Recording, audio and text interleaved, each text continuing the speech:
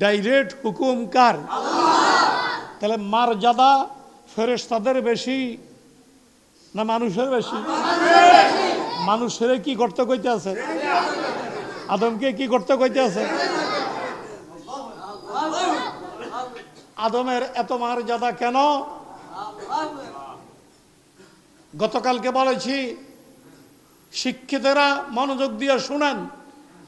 আদম আলাইহিস সালাম 7 লক্ষ ভাষায় কথা বলতে পারতেন। আপনি কয়টা পারেন? আমি কয়টা পারি? আমাদের দেশের ডক্টররা কয়টা পারে? কথা কয় নাকি? বাংলা, ইংরাজি, উর্দু, আরবি, ফার্সি 3-4-5-4টা পারলেই আজকাল ডক্টর হয়ে যায়।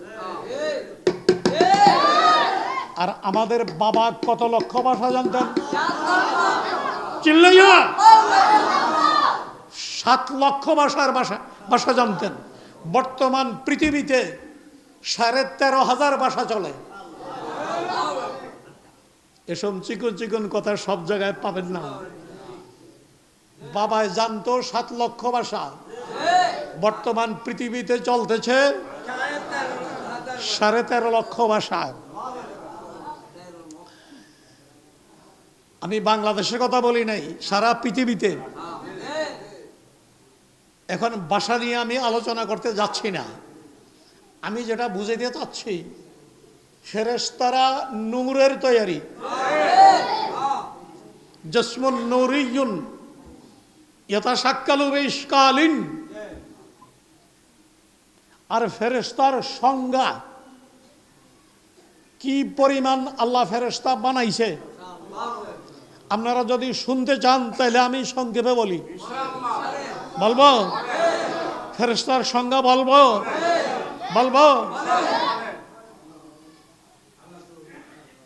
আগে হিসাব করেন, এরপরে সংজ্ঞা বাই করেন। আগে অঙ্ক বইয়ান, তারপরে যোগ করেন। আগে অঙ্কটা লিখতে হবে না? পৃথিবীর সৃষ্টি লগ্ন থেকে কিয়ামত পর্যন্ত যত মানুষ দুনিয়াতে আসবে, সব মানুষকে একসাথ করলে যা হবে, পৃথিবীর মধ্যে যেই প্রাণীগুলি বিচরণ করতেছে সেই প্রাণীর সংখ্যা হবে মানুষের থেকে 10 গুণ বেশি। আওয়াজ নাই চিল্লিয়ে কইতে না সুবহানাল্লাহ। কথাটা কি কইছি বুঝছেন? সৃষ্টির শুরু লগ্ন থেকে কিয়ামত পর্যন্ত যত মানুষ আসবে, সকল মানুষকে গণনা করলে তার চেয়ে 10 গুণ হবে। পৃথিবীতে যা প্রাণী যা বাস করে, যার প্রাণীর সংখ্যা হবে তার চেয়ে 10 গুণ বেশি। এই মানুষ এবং প্রাণীগুলো 10 গুণ বেশি না মানুষ? মানুষ এবং প্রাণীগুলো হিসাব করলে যত সংখ্যায় যা হবে, পৃথিবীতে যেই জিন্নাতেরা বসবাস করে তাদের সংখ্যা হবে তার চেয়ে 10 গুণ বেশি। এসব হিসাব দিছে তাফসিরে রুহুল মানিওয়ালায়, তাফসিরে রুহুল বায়ানে এই হিসাবগুলো দিছে। আপনারা অঙ্ক ঠিক রাখেন আমা, নাহলে রেজাল্ট বাইরে হইতো না। কি আশ্চর্য কথা!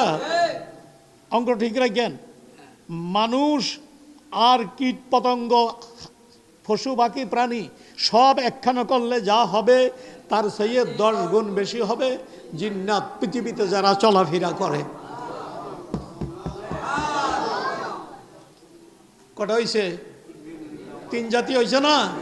আমরা কথা কর না কেউ। 3 জাতি হয়েছে তো? এই 3 জাতিরে একসাথ করলে মানুষ,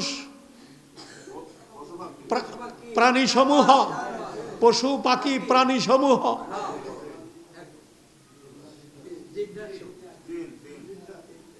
এবং জিন্নাত, এই 3 জাতি একসাথ করলে যা হবে, জমিনে যেই ফেরেশতা বিচরণ করে তার চেয়ে 10 গুণ হবে।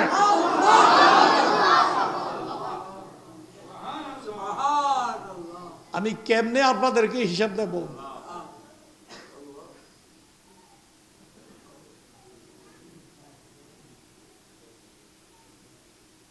এই প্রাণীগুলো, মানুষগুলো, প্রাণীগুলো, জিনগুলো, ফেরেশতাগুলো সব একসাথ করলে যা হবে আল্লাহ, তার চেয়ে 10 গুণ ফেরেশতা বেশি আছে প্রথম আকাশে। চিল্লাইয়া বলেন আল্লাহু আকবার। এবার আপনারা অঙ্কটা সহজ করে এলেন। এরকম 10 গুণ কইরা প্রত্যেক আকাশে বাড়তে থাকবে। আকাশ কয়টা? চিল্লাইয়া আকাশ কয়টা? কালকে কইছি না আকাশ কয়টা? তাহলে প্রতি আকাশে 10 গুণ কইরা বাড়লে কি পরিমাণ ফেরেশতা হবে? আমি আপনাকে এটুক সংখ্যা দিলাম, আপনি বাইদ গিয়া যোগ করেন, 8টু বাকি রয়েছে, এখনো সংখ্যা দেওয়া শেষ হয় নাই।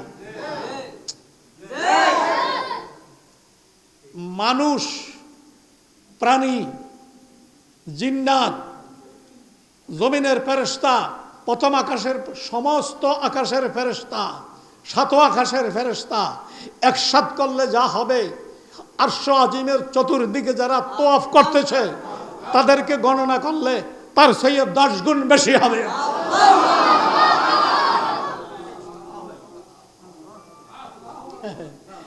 আপনারা আমার একটু শক্তি হইলে, শক্তি কই রাখবো, বেদিস হইয়া যাই, জায়গায় জায়গায় এটার লগে লাগিয়া যাই।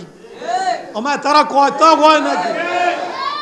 একটু যুবক, শরীরের রক্ত একটু গরম, আর আল্লাহ দেখছেনি কত শক্তি, আল্লাহর বাহিনী কতটি। আপনার বিজ্ঞানের ক্যালকুলেটরে, আপনার বিজ্ঞানের কম্পিউটারে হিসাব মিলাইতে পারবে না। কেন পারবে না? আপনার কম্পিউটারের কাছে সংখ্যা নাই। মিলিয়ন, ট্রিলিয়ন, বিলিয়ন, মিলিয়ন, ট্রিলিয়নের পরে আর সংখ্যা নাই। সুতরাং আপনি কি দিয়ে মিলাবেন? আমার কথাবার্তা বুঝে আইনি, আমার কথাবার্তা আপনাদের বুঝে আইনি।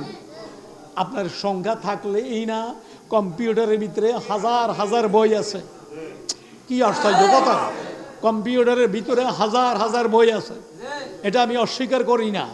কিন্তু আপনার ফেরেশতাদের হিসাব কম্পিউটারে করতে পারবে না। তার কারণ হইল কম্পিউটারের কাছে সংখ্যা নাই। সংখ্যা থাকলে না হিসাব করতে পারত। কথা সোজা কি না বলেন? সংখ্যাই নাই, সংখ্যা থাকলে না হিসাব করা যাবে। এরপরে আইয়েন 7 আকাশের হিসাব দিলাম, প্রতি আকাশে কতটি? 10 গুণ। এরপরে সবটি মিলাইয়া যা হবে, শুধু আরশ আজিমের চতুর্দিকে যারা তওয়াফ করতেছে তাদের সংখ্যা হবে আরো 10 গুণ বেশি। এবার শুনেন একটা মজার আলোচনা। ইন্নী জাইলুন ফিল আরদ খলিফা, এই আয়াতের তাফসীরে আল্লামা রুহুল মায়ানের মধ্যে লিখেছেন, রুহুল মায়ানের মধ্যে আল্লামা লিখেছেন, কি লিখেছেন শুনেন। আরশ আজিমের উপরে কিছু গম্বুজ আছে, গম্বুজ। তারা জানে, যারা আমার তাফসীরে সবসময় যায় তারা জানে আরশ আজিমরে আল্লাহ তাআলা কিছু গম্বুজ দিয়া সাজাইছে। যেমন আমাদের দেশেও প্রাচীন কিছু মসজিদ আছে গম্বুজওয়ালা, এরকম সমান না। আপনাদের মসজিদ এরকম সমান, এরকম সমান প্রাচীন কিছু কিছু মসজিদ আছে গম্বুজওয়ালা। সৌদি আরব গেলে দেখবেন গম্বুজওয়ালা মসজিদ, মক্কা মদিনায় গেলে আরো কথা, হজে উমরাতে গেলে দেখবেন প্রতি মসজিদে গম্বুজ আছে, প্রতি মসজিদে মিনার আছে। মিনার ছাড়া কোনো মসজিদ সৌদি আরবে নাই, ছোট্ট হোক আর বড় হোক। যাই হোক, এটা আমার আলোচনা না। আমার আলোচনা হইল আমার আল্লাহ কে কে কে। আপনি কম্পিউটার রেডিও হিসাব করতে, আমি অঙ্ক দিতে আছি, আমার কথা কয় না। কম্পিউটাররা হিসেব করতে রেডিয়ন, একটু আগে তো ফেল হয়ে গেছেন, অন আবার রেডিয়ন, অন ফেল হইবেন না ভাসাইবেন। আমি হিসাব দিই, আপনারা করেন। কম্পিউটাররা হিসাব করেন, আমার কথা করেন। আল্লাহ পাক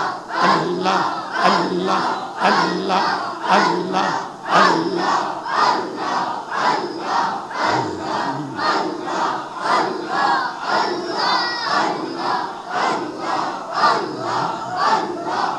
সম্মানিত হাজরিন, সম্মানিত হাজরিন,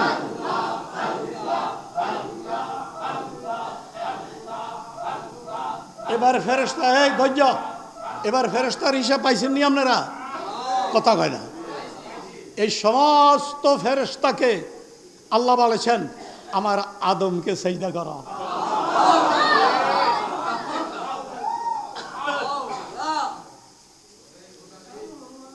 ফাসাজাদু ইল্লা ইবলিস, সব ফেরেশতারা সিজদা করেছে, যেটা কালকে বলেছি। একমাত্র কে করে নাই? এ পর্যন্ত তো আইছিলাম, এবার আইয়েন। আল্লাহ কয় মা মানা আকা কালা মা মানা আকা আল্লাহ তাসজুদা ইন আমারতুক, হে ইবলিস, আমি নির্দেশ দেওয়ার পরে, আমি সৃষ্টিকর্তা, আমি নির্দেশের পরে সবাই, বুঝছেনি? সবাই, সবাই হিসেব আসেনি? নাই। সবাই হিসেব আসেনি? নাই। আমার কথা বলে না। সবাই আদমকে সিজদা করলো, তুই সিজদা করলি না। তুই সিজদা করার না করার কারণটা কি? কে তোরে বাধা দিল?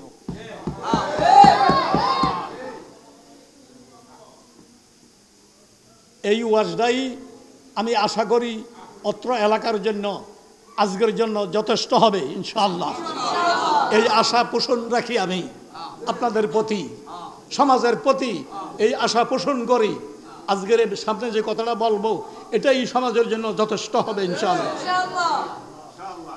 শয়তানকে আল্লাহ পাক জিজ্ঞাসা, আমি নির্দেশ দেওয়ার পর ইন আমার তুকা মা মানা আকা, কালার ফাইল আল্লাহ কর্তা। এখানে শিক্ষিত মানুষ আছে, এই জন্য আমি কথা বলতেছি, আপনারা কথা বলেন না কা? বাকি বাকি শিক্ষিত মানুষ দুই একজন আছে, এই জন্য আমি বলতেছি কালার ফাইল কর্তা আল্লাহ, স্বয়ং আল্লাহ ইবলিসকে বলতেছে মা মানা আকা, তোমাকে কে নির্দেশ করলো? আল্লাহ তাসজুদ ইন আমারতুক, আমি নির্দেশ দেওয়ার পরে তোমাকে কে নিষেধ করলো? পরিষ্কার হয়েছে না? সে জবাব দেয়, ফেরেশতা জবাব দেয় কালা আনা, এই কথাটা এই সমাজের জন্য যথেষ্ট হবে। কালা আনা খাইরুম মিনহু, শয়তানে কয় আমি আদম থেকে উত্তম। আমি আদম থেকে কি? কে কয়? একটু আওয়াজ দেন না। এই কালার ফাইল হইল ইবলিস, এই কালার কর্তা কে? হ্যাঁ, কোরআন বুঝা এত সহজ না, বহুত কঠিন। আমার কথা বলে না। ইবলিস কয় আমি আদম থেকে উত্তম। উত্তম হওয়ার কারণ কি? ইবলিস যে নিজেকে আদম থেকে উত্তম বললো, এটার একটা কারণ তো থাকতে হবে। সে কারণটা বলতেছে খালাকতানি মিন নারিন ওয়া খালাকতাহু মিন তিন, রব্বুল আলামিন তুমি আমাকে বানাইছো আগুন দিয়া, আরে আর আদমকে বানাইছো কি দিয়া? সুতরাং মাটি, আগুন, মাটির থেকে আগুন উত্তম। এটা শয়তানের উক্তি। মাটির থেকে কি উত্তম? সুতরাং আমি আগুনের তৈরি, আমি মাটিকে সেজদা দিতে পারি না। আল্লামা ইবনে কাসির মক্কি রহমতুল্লাহ আলাইহি এই আয়াতের তাফসিরে লিখেছেন ইবলিস যে উত্তরটা দিছে এটাও তার অবাস্তব, এটাও তার অবাস্তব। এটা আগেরটার থেকে এটা আরো কঠিন, আগেরটার থেকে এটা অপরাধ আরো বেশি। আগুনের গতি যদিও ঊর্ধ্বগতি, কিন্তু সম্মানের দিক থেকে কোন কোন পয়েন্টে মাটি উত্তম, আবার কোন কোন পয়েন্টে আগুন উত্তম। দুটার মধ্যে কার্যকারিতা আছে। তো কোন কোন পয়েন্টে আগুন উত্তম। আমার কথা কি আপনারা বুঝতেছেন? কোন কোন পয়েন্টে মাটি উত্তম। তাই বলে আগুনকে উত্তম বলা যাবে না, এটা সে বলেছে অহংকার কইরা। কি কইরা? মূলত সে কি দেখাইতে চায়? অহংকার। এটাই পতনের মূল। কথা কেটে হাদিস শরীফে রয়েছে আল কিবরু রিদাই, অহংকার আমার চাদর। আল্লাহ কয় অহংকার আমার চাদর, মানে পুরা সৃষ্টির মালিক আমি। অহংকার করলে আমি করতে পারি, কোন সৃষ্টি অহংকার করতে। পৃথিবীতে যত গোলমাল শুধু অহংকারের কারণে। আজকের পৃথিবীতে, আমি কি বাংলাদেশের কথা কইতেছি? আজকের পৃথিবীতে যত গোলমাল শুধু অহংকারের কারণে। হামছেমান ডাঙ্গরে নিস, আমার থেকে বড় আবার কে? কথা কি? যারা শরীয়তকে নিজের মতের উপরে, শরীয়তের উপরে নিজের মতকে প্রাধান্য দিবে, তারা শয়তানের অনুসারী, শয়তানের সঙ্গে একসাথে একাত্রিত হয়। ব্যক্তিটা যদি আমিও হই, বাস আর রাগের কি আছে? যেই ব্যক্তি, কি সুন্দর কথা দেখেন, যেই ব্যক্তি নিজের উক্তিকে শরীয়তের উপরে প্রাধান্য দিবে, মানে শরীয়ত মানবে না, আমারটা ঠিক, এরম যে কইবে সে শয়তানের দোসর। আল্লাহ পাক কিয়ামতের দিন তাকে আর শয়তানকে একসাথে একত্রিত করবে। তাহলে বুঝে থাকলে বলুন, আমাদের মধ্যে এই অহংকার বিরাজমান কিনা? জোরে আমাদের মধ্যে অহংকার বিরাজমান কিনা? হযরত আব্দুল্লাহ ইবনে মাসউদ রাদিয়াল্লাহু তাআলা আনহু থেকে হাদিস আছে, তিনি বলেন, নবীজি বলেছেন, যার কলবে অন্তরে বালু কলা পরিমাণ অহংকার থাকবে সে জান্নাতে যাইতে পারবে না। 4 দিন ধরে কষ্ট করতেছেন, আমি 2 দিন। আমার আগে আরেক হুজুর বয়ান করছে, গত 2 দিন, আমার আগের 2 দিন। কথা ঠিক না? এই 4 দিন ধরে তাফসীর শুনতেছেন, এরপরও যদি অন্তর থেকে অহংকার বাহির না হয়, তাহলে আপনাদের তাফসীরের কি ফায়দা, কি উপকার হবে? আমি দোয়া করি, আপনারা চিল্লে আমিন বলেন। আল্লাহ আমাদের মসজিদে যত ভাই আছে, প্রত্যেক ভাইয়ের অন্তরে, আমি সহ, যদি আমাদের অন্তরে অহংকার থেকে থাকে, তুমি আমাদের অন্তর থেকে অহংকারকে বাহির করে দাও।